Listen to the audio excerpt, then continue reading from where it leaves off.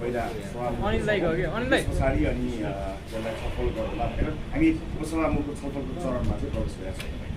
सम्भावना कस्तो छ? धेरै जसो नाम आइरहेको छैन, छलफलै गएको छैन, सम्भावना कांग्रेसको कि नेकपाको कि राप्रपाको छलफलै भएको छैन अहिले। पहिला सभामुखै चुनिनु भएको छैन, सभामुखलाई चुनिनु अब यसमा चाहिँ जस्तो तपाईँले हिजो पनि भन्नु प्रतिपक्षलाई हामी मिलाएरै लैजान्छौँ संसदीय व्यवस्थामा चाहिँ प्रतिपक्षलाई पनि उपसभामुखलाई पनि लिनु छ। यसमा चाहिँ के गर्नुहुन्छ तपाईँले? हामी एउटा त के हुन्छ भने कयौँ कुराहरू संविधानले भनेको छ, कयौँ कुराहरू व्यवहारिक रूपमा पनि पर्ने हुन्छ, अभ्यासमा पनि छन्। यी सबै कुराहरूलाई र परिस्थितिलाई हुने अवस्था हुन पनि सक्ला।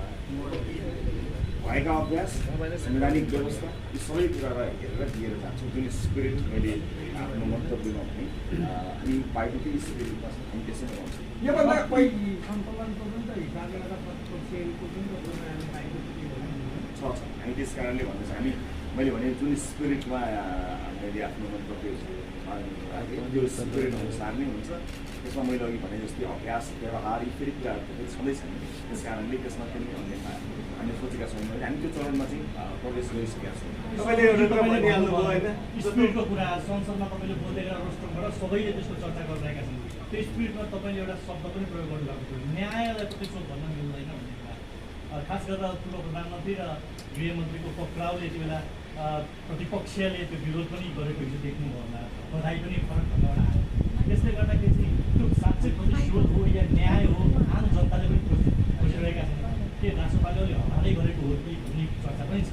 ठ्याक्कै के भन्न चाहन्छ, के सोचेर बोल्दै न्याय हतार त आफ्नो महिला बालबालिका गुमाएका आमाहरूलाई न्यायको हतारो छ होला।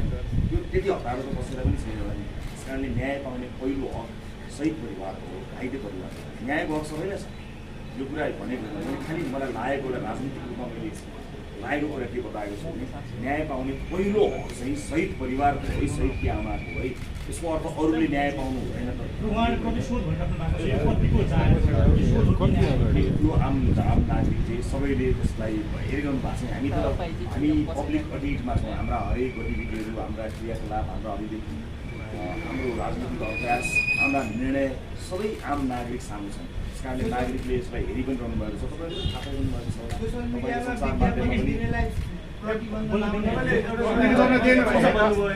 संविधानमा उपसभामुखको लागि अरू दलको उम्मेदवारी नै नपर्ने सम्भावना छ भन्नुभयो।